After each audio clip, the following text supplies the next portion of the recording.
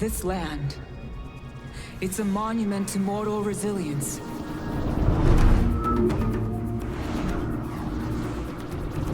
They built new lives upon the very thing that sought to end theirs. Portals are little flames, brilliant, hot, then gone. Those who face eternity easily forget what a lifetime means, what an ending means. You know it doesn't have to be this way. No, Kunavang, it does. They need me.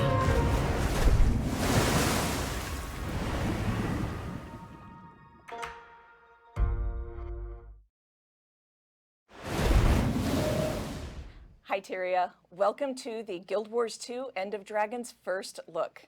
I'm Ruby Bear, ArenaNet Community Manager, and we are all so happy you're here today. We know you've been looking forward to this for a long time, and we have too. With me are our lead content designer, Andrew Gray, and studio director, Colin Johansson. Hi guys. Hey everyone, really excited to be here sharing details about End of Dragons. Hey Guild Wars community, it's nice to see you all again. It's been a little while. It's nice to be back in the chair. Welcome back. Thank you. You know, this is a really big day for us. Back when we started development on Guild Wars 1, our very first campaign was Factions in Cantha. And it was our first ever expansion as a studio. We were coming off of a big win of shipping our first major live update, Sorrow's Furnace, for those of you who remember that. And Factions was an incredible journey and learning opportunity for all of us in the studio. We'd never made an expansion before as a studio, and so many of the lessons we learned from that expansion really resonate in the way even we still approach expansions today. It's been 15 years, doesn't feel like that long. It's been 15 years since we first visited Cantha in the Guild Wars franchise, and it's truly special for all of us to finally get a chance to go back there once more. You know, small claim to fame here. If you have a copy of Guild Wars Factions, I can proudly say the screenshots on the back were taken by yours truly. Nice work. Yeah, that's right. So in addition to being the setting of our first ever expansion, Cantha was also home to the final story we told in Guild Wars Beyond, the content we created in Guild Wars to bridge the gap to Guild Wars 2. That content, Winds of Change, was also the last piece of content I personally got to work on in Guild Wars 2, so it holds a really special place in my heart. But today, we're talking about End of Dragons. Basically, from the day we announced Guild Wars 2, plays have been Cantha win. I remember right around launch, there was an interview with a content creator, Matt Visual, and the entire interview, he just kept saying Cantha and staring at me over and over again, waiting for me to twitch or give away anything whatsoever that would give a hint as to when Cantha was coming. And I remember Dan Howells just straight up hounding me to say Cantha confirmed during a live stream. That's right. Well, Matt, Dan, and all of you who wondered about Cantha, today is your lucky day. We promised you a tidal wave of information for End of Dragons, and we are ready to deliver that. We have members of the End of Dragons development team joining us throughout the rest of the show, and this is only the beginning. Today is just your first look. We're going to be giving you more details on everything we announced today leading up to the launch of End of Dragons. We also don't want to spoil everything. We're going to save lots of things for you to discover for yourself when End of Dragons launches in early 2022. So let's start your first look right now with the brand new End of Dragons trailer.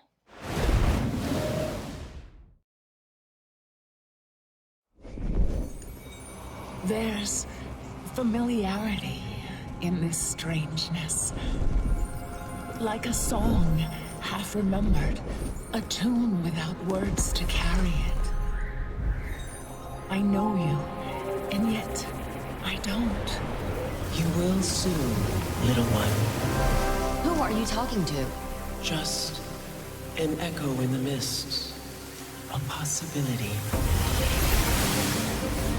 Look around us. Your children would be trapped in the past, if not for me. Their worlds are carved from the jade that I gave purpose. I promised them a future. A century of progress cannot end this way. I'm not... Cantha's not just a spoke in some grand cosmic wheel. Would a great innovator give up so easily on that promised future? I won't. I'll find a way to save us all.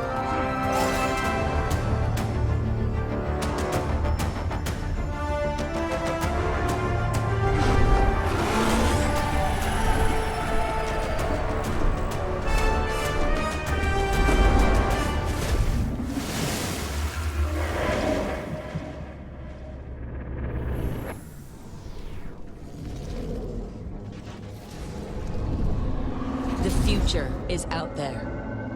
What are we waiting for?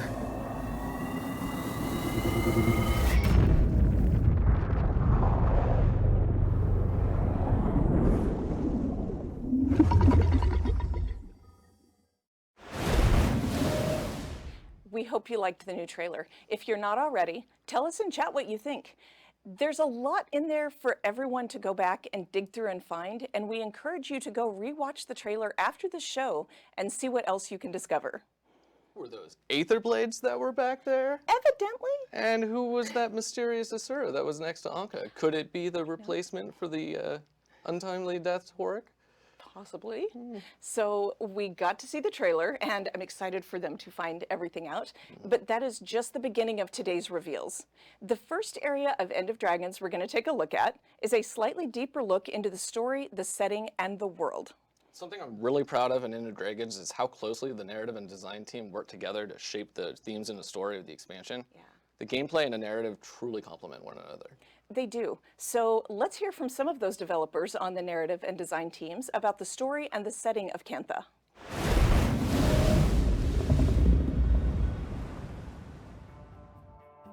End of Dragons is the culmination of so much of what we've been doing in the GuildWars2 story up until this point. We have a lot of really compelling open story threads that we've built up over the years, and we're going to pay off a lot of them in End of Dragons. And I think players should be excited about how we've weaved all these different interpersonal stories with the great cosmological questions of Tyria into some satisfying payoffs that I think they'll really enjoy. Last time we were in Cantha was for the Winds of Change content pack for GuildWars2. And what we basically saw was there was a lot of lingering consequences of Shiro's rise. And we teamed up with this group, the Ministry of Purity, in order to try to purify the region. They didn't stop at just trying to purify like disease. They started trying to kick out everybody else who didn't fit with their ideal image of what they wanted Cantha to be like. And then they closed off to the rest of the world. And that was where we left things. So it's easy to imagine that because Cantha was closed off, that they would become a time capsule. However, they've been affected by the same events that have been affecting the rest of Tyria.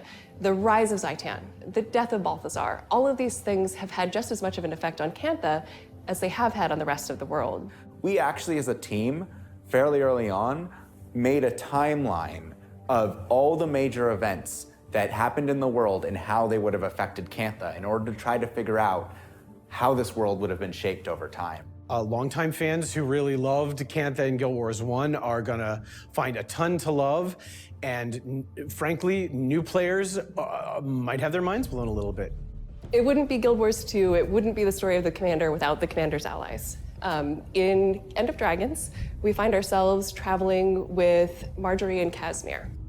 I think anybody who really misses Jory the detective is in for a treat. The most important familiar face that's going to be accompanying us on our journey into Cantha is Aurene.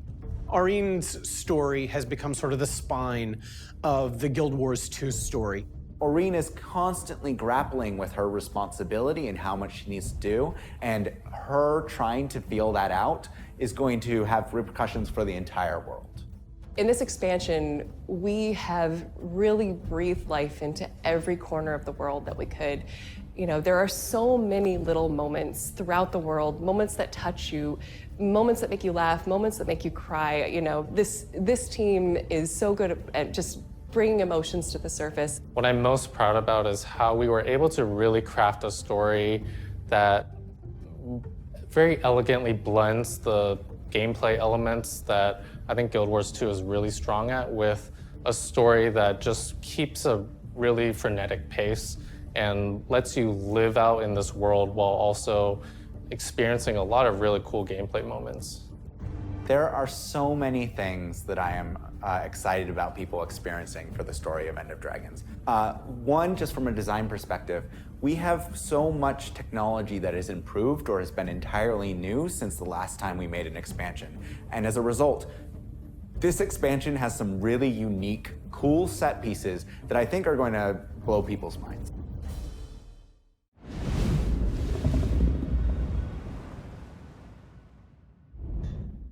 I'm Erika Ishii, and I play June in End of Dragons.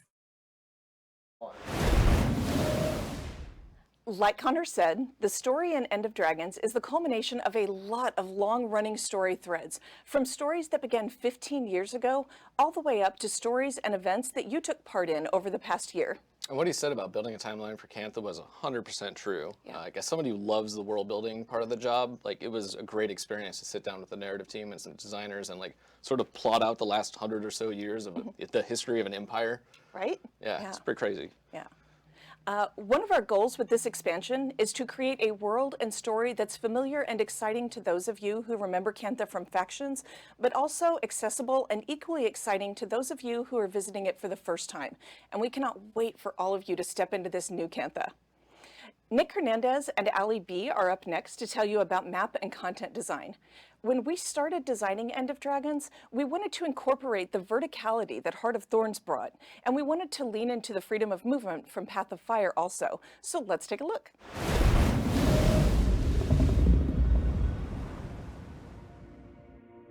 My name is Ali B. I'm one of our senior content designers, and I work primarily in our open world area. My name is Nick Hernandez. I am a game designer here at ArenaNet, and I am a content designer for the Xingje map. So fans can expect from the End of Dragon maps to kind of really feel something new and different that they haven't experienced before. With End of Dragons, things are a bit more differentiated between each of the maps, and each of them has their own unique feel. For Xingje specifically, tried our best to make content that hits on all gameplay types, right?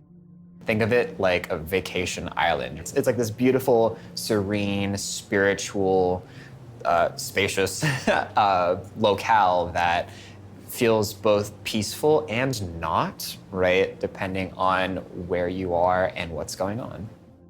So some of the highlights of the Ekavald map are definitely those gargantuan trees, the lake, the rivers that kind of pour into the lake, where you kind of have these underground rivulets and stuff like that, where the player can kind of traverse through there. Definitely those gargantuan trees kind of give you that verticality and freedom of movement we talked about before. So if you've got a sky scale, that's going to feel really cool. So Cantha is definitely not the same as it was in Guild Wars 1. What you have to remember is that it's been 250 years. So how has that area evolved? What's the geography like now? Are the trees still petrified? Like what's kind of going on with that? As well as the people, right? So the people who were there 250 years ago might not be the same people, but there are definitely some familiar buildings and structures. So what players can find, or will find, with Xingje is that it is topographically different than it used to be, but not to a point where there aren't familiar tones. The thing I'm most excited for when we finally get to release End of Dragons is just seeing how players feel about the maps in and of themselves. I would love to see how people feel about all of the work that's been put into the world and the world narrative, and how that gameplay and those stories make people feel. And just get reception on what they think of it. I think it's going to be really exciting.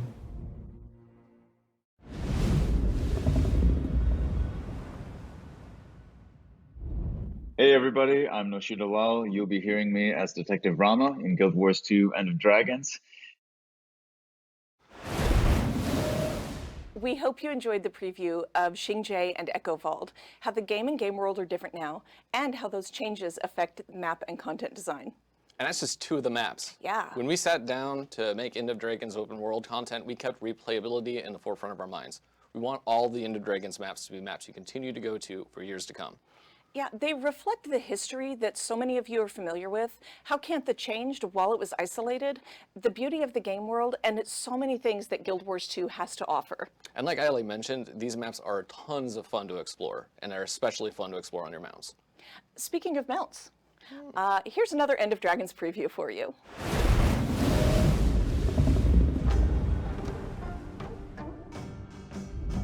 I'm Kirk Williford. I'm a senior game designer at ArenaNet and a team lead on End of Dragons. My name is Brian Walter. I'm an animator here at ArenaNet. So Siege Turtle is one of the most iconic and memorable creatures from Guild Wars 1 and Cantha. So when we first talked about a mount for End of Dragons, the Siege Turtle immediately made it on the list, and the team quickly got attached to it. Mounts are a defining feature in Guild Wars 2, and with End of Dragons, we wanted to continue that tradition. So the Siege Turtle is our first multiplayer co-op mount.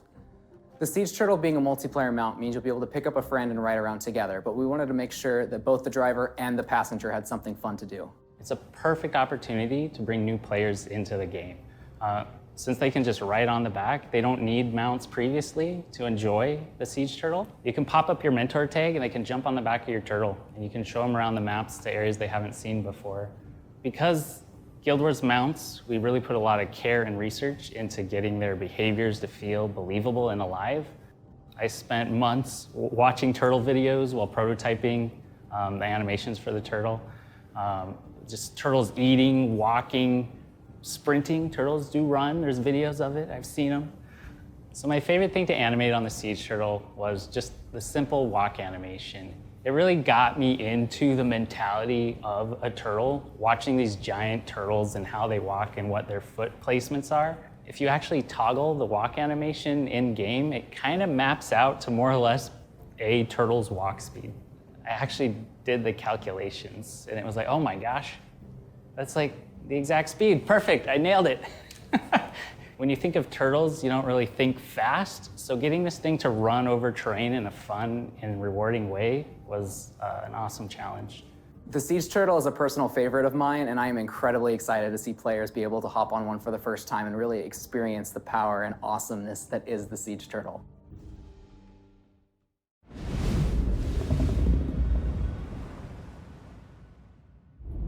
Hey, I'm Tina Wong, and I play Empress Yin and Calidris and Akane and Tengu Reporter and all sorts of other kind of characters that you might meet later down the road in the expansion of Guild Wars 2 End of Dragons. The Siege Turtle as a two-person co-op mount is something we're so eager for you to experience in End of Dragons. I remember several years ago, we had a company-wide meeting to brainstorm what we wanted for the next expansion, and Siege Turtles was one of the very first things called out.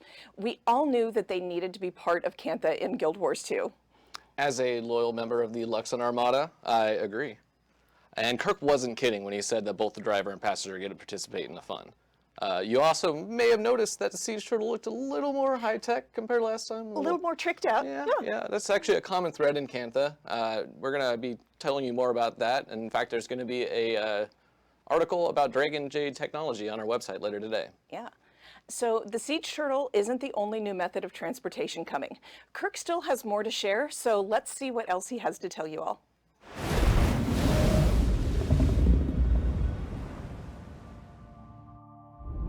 I'm Kirk Williford. I'm a senior game designer at ArenaNet, and I'm a team lead on End of Dragons. We've been wanting to put fishing in Guild Wars 2 for as long as it's been around. It just always came down to finding the best time and place. When we were building fishing for Guild Wars 2, we looked at our own personal experiences going fishing and found what was the most memorable. And for me, when I went fishing as a kid, I went with my family. And so when we bring that into Guild Wars 2, we wanted to think about how can we make that a multiplayer experience. You can fish off of docks, or we've created skiffs, which allow you to fish around the waters of Tyria by taking your fishing boat and exploring with your friends. We wanted the waters of Tyria to feel as authentic as we could and most lifelike as we could to a real fishing experience. And so there are hundreds of different fish for you to discover in Tyria all across the world. There are so many that have been added to the game, and kudos to that first person who finds all of them. Including the common goldfish, as well as the most notorious catfish in Ascalon, Old Whiskers. End of Dragons has 5 new mastery tracks, including the Siege Turtle, skiffs, and fishing, each with their own levels of progression for players to discover as they explore Cantha.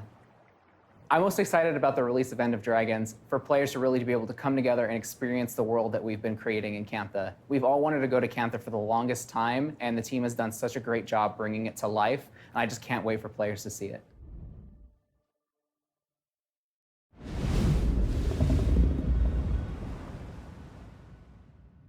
I'm Rai Chase, and I voice Yao, your local, mostly friendly agender engineer.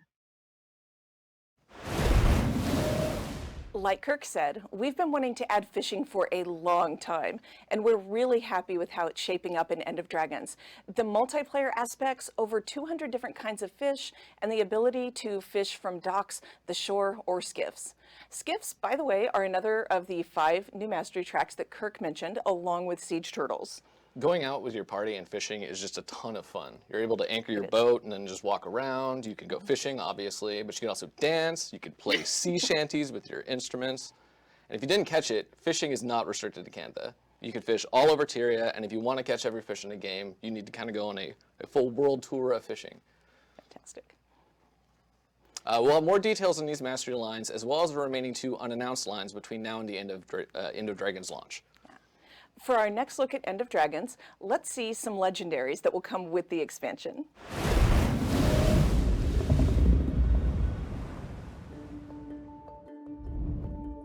I'm Chelsea Mills, and I'm a senior prop artist. In End of Dragons, we're introducing 16 new legendary weapons, all available on release day. This set of legendaries is inspired by the Elder Dragon Arene, who plays a significant role in the End of Dragons story. From an art perspective, we wanted the legendaries to show Arene's journey with the Commander, from the first time you meet her as an adorable little hatchling, to now all grown up as our own Elder Dragon. The precursors represent baby Arene, while the legendaries represent adult Arene. Arene is one of my favorite characters, and I'm so happy that we got to create a legendary set based on her. I can't wait to see players running around in-game with the legendaries.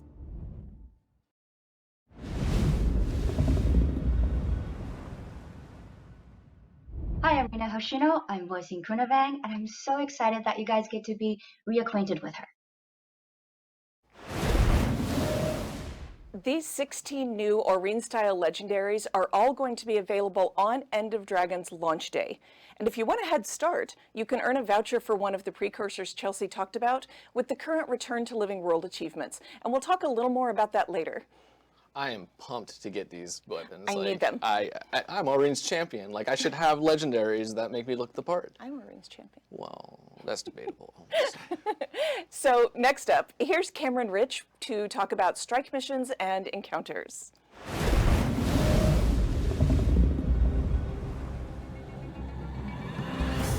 Hi, I am Cameron Rich. I'm a senior game designer here at ArenaNet, and I act as the lead for the encounters team.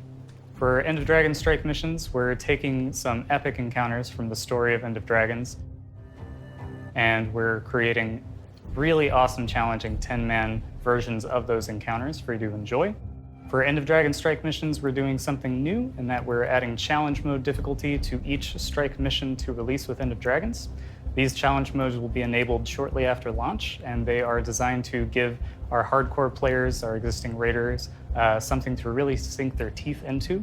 In addition to the challenge modes, we're also going to be revamping our reward system for strike missions to simplify and standardize them across the game. With End of Dragons creatures and combatants, we're taking a little bit of a different approach with design.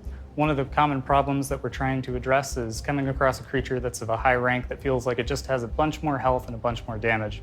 So instead, this time around, you'll see creatures unlock new abilities as they increase in rank. So if you find a creature on the field that's a veteran, it might be using one set of skills, and if you come across it again and it's an elite or a champion, it'll have unlocked some new skills along the way that will hopefully test you and your strengths as a player. I am really, really excited for fans to get their hands on the strike missions for End of Dragons because there's a lot of surprises that we've been able to put into the design. Lots of opportunity to work together with your friends to overcome some really epic bosses.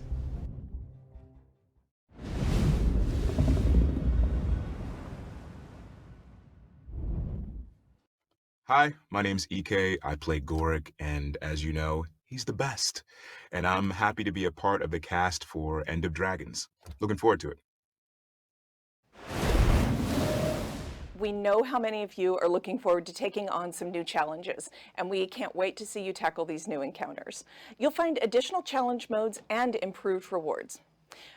What you just saw was a sneak peek at some of the maps for the strike missions. We can't show you the bosses or the fights quite yet, as it would be a huge story spoiler, so we look forward to when you discover them in the expansion.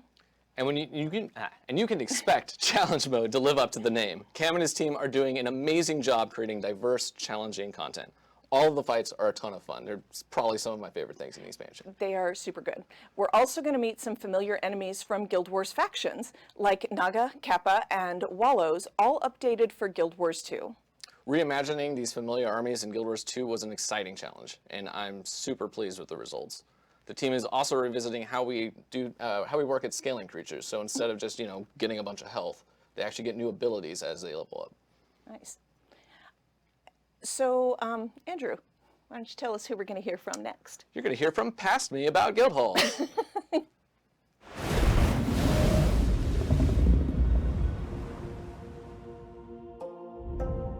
My name is Andrew Gray. I'm the content design lead on GuildWars2. So one of the coolest things about the Guildhall is the location we chose. It is some fine beachfront property in the old Xingje Arena. That was one of the most beautiful maps in the original game, and it's even more beautiful in GuildWars2. And it also has a lot of historical relevance because it was the location that the original leader of the Ministry of Purity was defeated at the end of Winds of Change. Guild acquisition works similarly to other guild halls in that you go on an expedition. We did build the expedition a little bit differently this time though, where we focused more on smaller encounters. We made scaling a big cornerstone of it so that even if you're in with a small group, you can go in there and you can defeat it. It's a lot more encounter focused, so you're fighting individual bosses versus like, wow, that's a lot of enemies on the screen. So my favorite highlight is the amount of water in the space. We deliberately chose an island because we wanted it to pair really well with skiffs and fishing, and it really worked out well. It's just a ton of fun to go around with your guildies, going around on a little fishing trip at your guild hall, like without having to leave into the comfort of your own guild hall. And then also there's a really large guild arena that's right there on the beach. So if you're into like Mai Tai fueled guild battles, like this is the guild hall for you. My favorite part about building the guild hall was honestly just spending time in the area. It felt like I was going on vacation every day because it's so beautiful. But beyond that, when we built the expedition, we decided to build one with a little bit more of a story behind it. You have some familiar characters there, both existing friends and some that you meet along End of Dragons that add a little bit more personality to the acquisition process, and I think players are really going to enjoy that.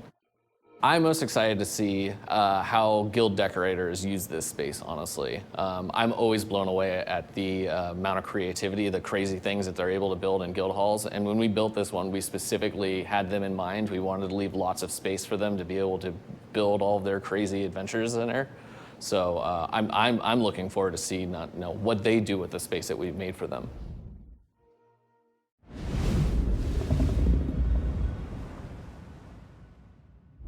Hi, I'm Sarah Skolovich, and I am the voice of Anka in End of Dragons.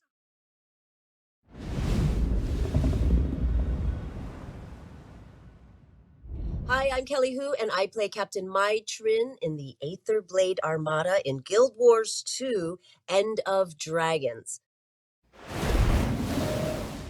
Good work, Past Andrew. Thank you. Thank you for sharing all of this and getting players ready for their new Canthan Guild Hall. I cannot stress how beautiful this map is. We actually had somebody return to the company, Darren Claypool of the Township of Claypool fame. Yeah. He came back, and the work he did on this map is just phenomenal. Yeah. So at this point, you're probably wondering what's next for Elite Specializations, because we haven't talked about those quite yet. So thank you for hanging in there. Andrew, why don't you get us started? So Elite Specializations offer players a fundamentally new way to experience their profession. They give players access to new playstyles by changing their profession's core mechanics and unlocking new weapon and utility skills. Our Elite Specializations for End of Dragons are heavily inspired by Cantha. We dug into some deep lore to truly tie these Elite specs into the region. We've also broken a lot of our rules with Profession and Elite Specialization design, and I think players are going to really enjoy the result. Yeah. So today we're going to give you an overview of the core mechanic changes and weapon and utility skills for the Elite spec that we teased a few weeks ago. Afterwards, I'll be joined live by a few members of our development team to talk about what's coming next for Guild Wars 2 in 2021, give you our beta dates, and wrap up today's show.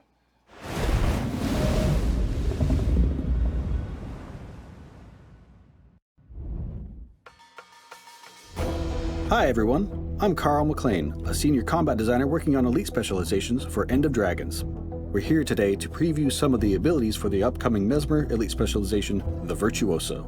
Let's jump right into it.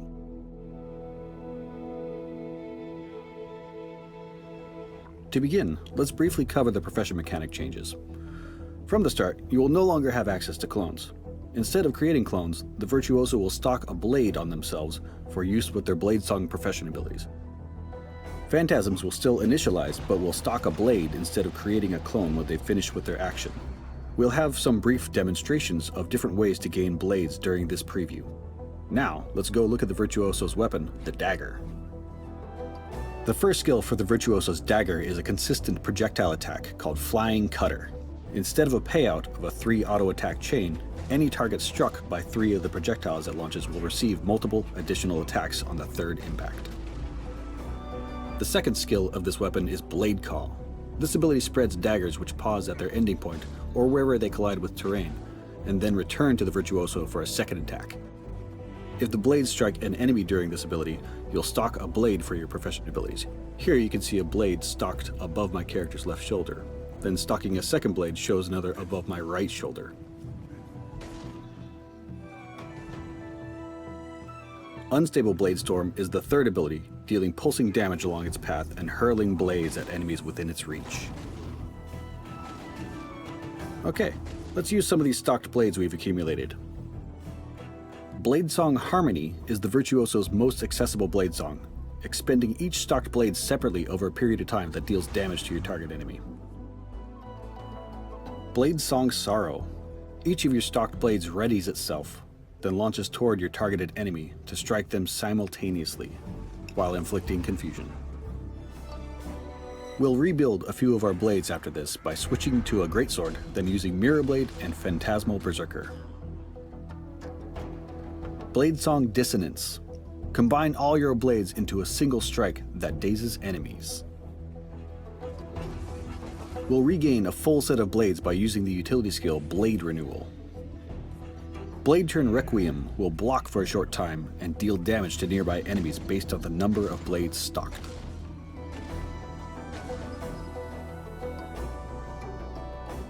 Your heal skill is called Twin Blade Restoration, which throws daggers at enemies and grants bonus effects if you hit foes with them. As covered before, Blade Renewal will grant distortion and fully stock all blades that can be used differently for each of the blade songs. Rain of Blades drops daggers on foes for its duration, punishing enemies that remain in its area.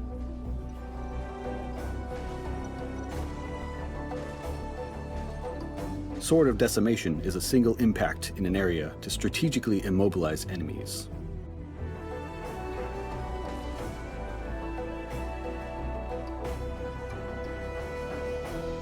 Psychic Force is an area attack around the Virtuoso that pushes enemies away. And finally, Thousand Cuts as your elite skill is a fire and forget line-based damaging ability that requires foes to stay in its narrow path for full effectiveness. So there you have each of the abilities that the Virtuoso can harness for the expansion. We'll cover the traits another time. We're excited to see how the daggers fly when you get your hands on this burly elite specialization. I've been Carl McLean, and on behalf of ArenaNet and the Skills team, thank you, and we'll see you again soon.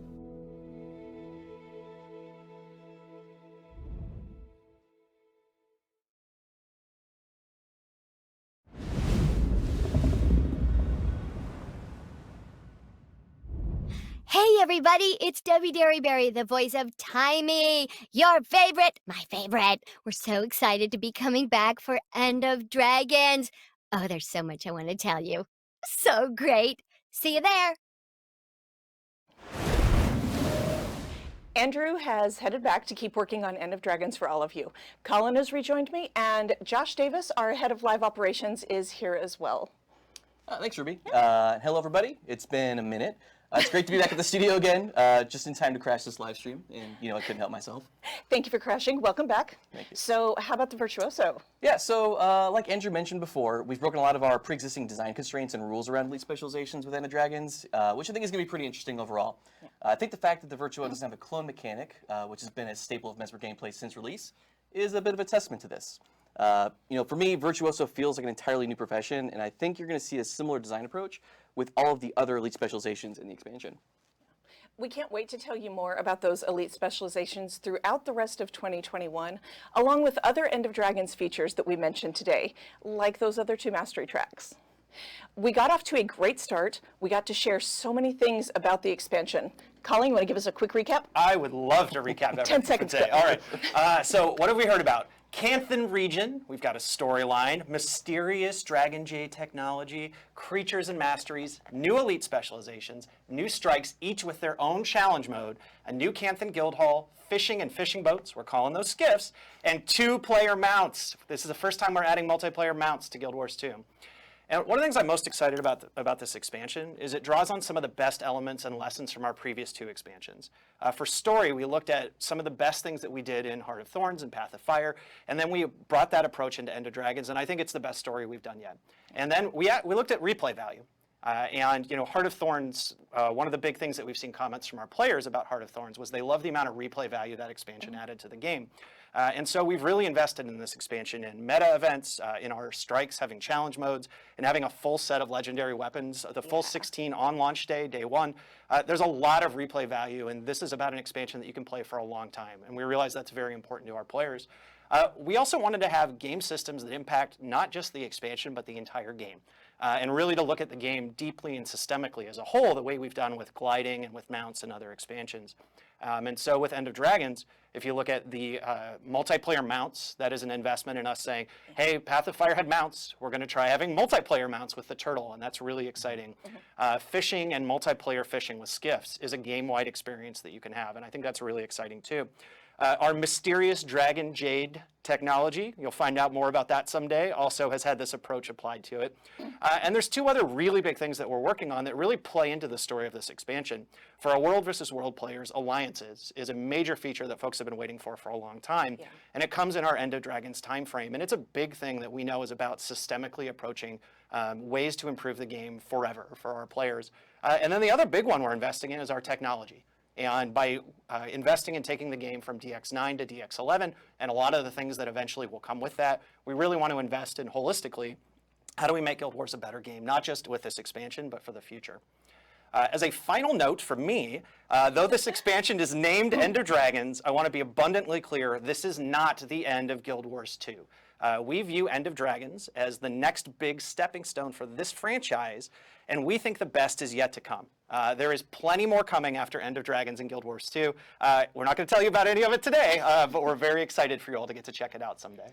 But we do have lots for you to pass the time between now and the launch of End of Dragons. Josh, you're up. Yes, thank you. And we've got a lot to go through, so please bear with me. First, in case you've been living under a rock, I do want to bring attention to the Living World Returns campaign, which is taking players back to Living World Seasons 2, 3, 4, and the Iceberg Saga. If you're tuning into Guild Wars 2 for the first time in a long while, you're going to want to listen closely to this. So here's how it works. Each Living World episode is available for free during its Spotlight Week, and all you need to do to claim that episode is log in. Season 3, Episode 5 is in the Spotlight starting today, and Season 4 is going to kick off later next month.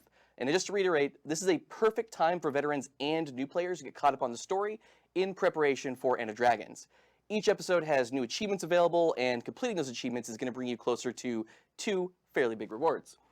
Like Ruby mentioned earlier, you can earn a voucher for an End of Dragons precursor weapon, which is going to give you a head start on earning one of those Aurene-inspired legendaries that Chelsea showed us earlier. And if you complete the full meta achievement for Living World Returns, you'll be rewarded with a legendary amulet, which will fit quite nicely into your legendary armory.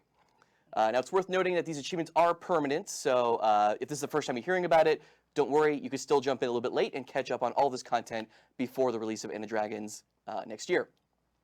But while we're talking about the near future, I'd also like to remind folks that we have the World Boss Rush bonus event kicking off later today.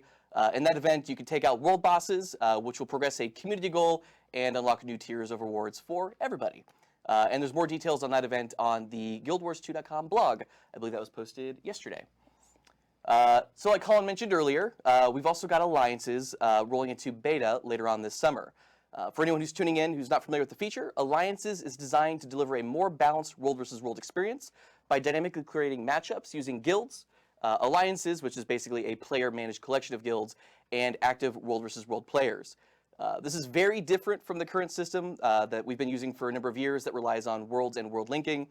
And we know this feature is going to have a huge impact on the player experience in World vs. World, and we want to work with our players, with you, to get this right. And this is really why we're going to be releasing it in a beta state in phases. This is going to allow us to get feedback on each element of that system before we make it a permanent addition to the game. We mentioned this on July 2nd, but I want to reiterate, World vs. World is a core pillar for Guild Wars 2, and we wanted to make sure that we delivered something meaty for the game mode, aside from elite specializations with End of Dragons. And this feature is just the first step of many that we have planned for getting World vs. World where we and you want it to be. Now, Alliances isn't the only major feature coming before the expansion. Like Colin mentioned before, he's scooping everything. Well, I guess we already talked about it publicly, but we're working on upgrading the engine from DirectX 9 to DirectX 11. This is a long-awaited and highly requested update for Guild Wars 2. I think Ruby can attest to that one. And it all starts with an opt-in beta later this year. This changeover is critical for improving client performance and allows us to start ratcheting up our graphical fidelity, which is a long-term effort that we're very excited about. We plan to start these betas in just a few short months, and we'll be back in August, which is just a couple days away, to talk about those in greater detail. Yeah, my heart's pounding. Yes. One final note from me. We do have 4 Elite Specialization beta events planned for End of Dragons. The first 3 of these events will each include 3 of 9 new Elite Specializations. The 4th event is going to include all 9 Elite Specializations and the Siege Turtle. You'll be able to play with the existing Elite Specs, you'll be able to play with the Elite Specs and Siege Turtles in existing PvE content, World vs. World, and in PvP. And just a general note, these betas are available to everyone, even those who are on free-to-play accounts. Now, the big beat here is that the first Elite Spec beta is just 3 weeks away, starting on August 17th, running through August 21st. You'll be able to play with the Virtuoso, which we've got a rundown from Carl on, and 2 more yet to be revealed Elite Specializations. And as we count down towards those betas, we'll be revealing all of the remaining 8 Elite Specs leading up to each of the betas. And speaking of, here's a little sneak peek at the silhouette of the next Elite Spec that you're going to find out about very soon and get to play in our beta on August 17th. What could that possibly be? It looks amazing. I can't wait to talk about it. That's interesting. Oh. Now, I feel like that's it, right? Nope. Like, Ruby, do we have anything else that we want to talk about more today? things. So, first of all, hey, we've been working on this Arene Elder Dragon statue, and it is finally ready to share with all of you. You can pre-purchase this starting now until August 20th for delivery in January of 2022. We've also partnered with DX Racer to give away a DX Racer Racing Series Pro Gaming Chair. Check out the news on GuildWars2.com to see how to enter and how to pre-purchase the Oreen statue. All right, so surely that's everything. No, We've covered no, the merch, we've got everything done. No, there's more. There is one thing that we've seen a lot of you asking about. Early in July, early this month, we told you that End of Dragons is coming in, quote, early 2022. And we've been watching all of you speculate about what early means. I am super excited to let you know that the expansion will launch in February, and you will be able to pre-purchase today at 11:20 a.m. Pacific time. That is less than 2 hours away.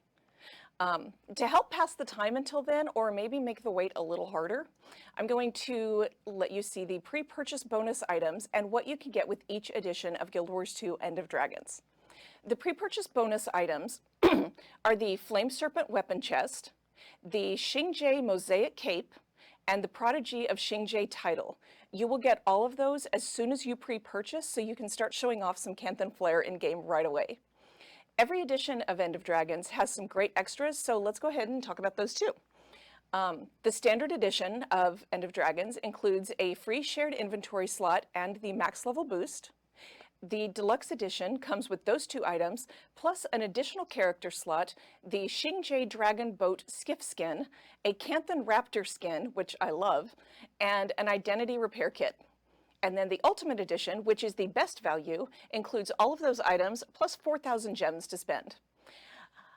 That was a lot, you guys. Yeah. We hope you enjoyed this first look at End of Dragons and that you are excited for everything else we're going to show this year. Now it's time to start looking forward to the next Elite Specialization and the first beta event coming in August, which I think August begins technically this week. That is very true. Yeah. You know, one note I want to add in. So you mentioned the identity repair kit that'll be available.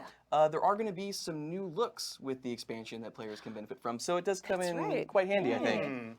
This is good timing for that. Indeed. Yeah. So. Don't forget to check out Living World Season 3, Episode 5, which again is going to be free all week. We also have the World Boss Rush event starting today, and the World vs. World Bonus Experience Week is actually active running until Friday of this week.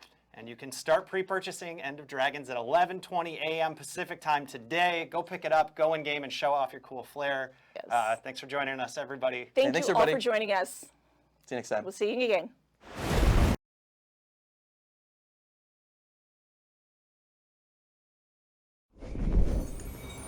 There's familiarity in this strangeness. Like a song half remembered, a tune without words to carry it. I know you, and yet I don't. You will soon, little one. Who are you talking to? Just an echo in the mist. A possibility. Look around us. Your children would be trapped in the past, if not for me. Their worlds are carved from the jade that I gave purpose. I promised them a future. A century of progress cannot end this way. I'm not... Cantha's not just a spoke in some grand cosmic wheel. Would a great innovator give up so easily on that promised future? I won't. I'll find a way to save us all.